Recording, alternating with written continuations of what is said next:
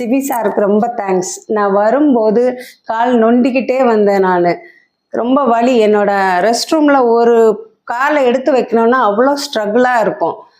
எனக்கு ஏண்டா இருக்கும்ன்ற மாதிரி என் ஹஸ்பண்டை லைட்டாக நீ நொன்ற பார்த்துக்கோ அப்படின்னே சொன்னாங்க.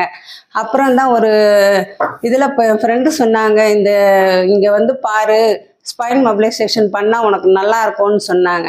நான் இங்கே வந்து அப்பாயின்மெண்ட் போட்டு இங்கே வந்தேன். சாரை பார்த்தேன். ஃபஸ்ட்டே அவர் என்னை செக் பண்ணிவிட்டு என்னோடய கேஸ் ஹிஸ்ட்ரி எல்லாம் கேட்டாங்க. நான் கிட்டத்தட்ட ஒரு 30 இயர்ஸாக ஆஸ்மா பேஷண்ட் வேறு.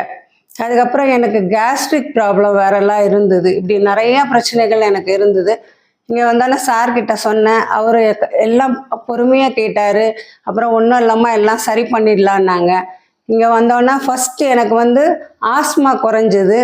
அதுக்கப்புறம் எனக்கு என்னோடய செப்பலில் ஒரு அட்டாச்மெண்ட் கொடுத்தாங்க. அது போட்டு நடந்தோன்னே எனக்கு ஃபஸ்ட்டு நல்லா இருந்த மாதிரி ஃபீல் ஆச்சு. அப்புறம் ஃபஸ்ட்டு இது முடித்தோடனே லைட்டாக எனக்கு பெயின் வந்து திரும்ப வந்தோன்னே அவங்க என்னோட செப்பலில் இருக்கிறத மாற்ற சொன்னாங்க. அதாவது வாக்கிங் போகும்போது மட்டும் போடுங்க, கிச்சனில் இருக்கும்போது வேண்டாம், அப்படி இப்படின்னு ஒன்று ஒன்றா சொன்னாங்க. நானும் அதை அப்படியே ஃபாலோ பண்ணேன். இப்போ என்னோடய லாஸ்ட்டு செஷன் வந்தேன். இப்போ வந்து பார்த்திங்கன்னா எனக்கு அந்த கால் வலி இல்லை. என்னால் படி ஏற முடியுது. என்னோட கேர்டு குறைஞ்சிடுச்சு. அதுக்கப்புறம் ஆஸ்மாவுக்கும் நான் இன்ஹேலர் எடுக்கலை. சிபி சாருக்கு ரொம்ப தேங்க்ஸ். Thanks sir. ரொம்ப தேங்க்ஸ் சார். நான் ரொம்ப கஷ்டப்பட்டேன். ஆக்சுவலாக எனக்கு இது தெரியாமல் என்ன பண்ணுறதுன்னு நான் ஆயுர்வேதா சித்தான்னு எல்லாமே போனேன். இப்போ எனக்கு அந்த பேக் பெயினும் எனக்கு சுத்தமாக இல்லை. அது மாதிரி நெக் பெயினும் அப்படி கழுத்து திடீர்னு எனக்கு திருப்ப முடியாது. இப்போ அதுவும் நான் ரொம்ப ஃப்ரீயாக இருக்கேன் சார். உங்களுக்கும் தேங்க்ஸ், பிரியா மேம்க்கும் தேங்க்ஸ்.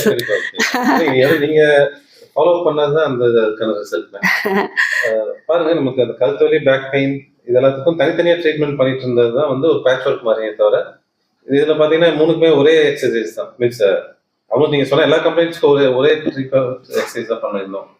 ஸோ அதுலேயும் போது இது ரூட் காஸ் வந்து சரி பண்ணிடுதுங்க. அது எவ்வளோக்கு அந்த பேலன்ஸ்ல இருக்க வரைக்கும் நமக்கு இந்த ப்ராப்ளம்ஸ் எதுவுமே வராதுங்க. வேற ப்ராப்ளம்ஸும் வராமல் இருக்கும். ஸோ எக்ஸசைஸ் மட்டும் இப்போ அந்த 3 எக்ஸசைஸ் மட்டும் கொஞ்சம் டெய்லி ஒரு தடவை பண்ணிட்டீங்கன்னா கட்டாயம் சார். சரிங்க சார். ரொம்ப நன்றி சார்.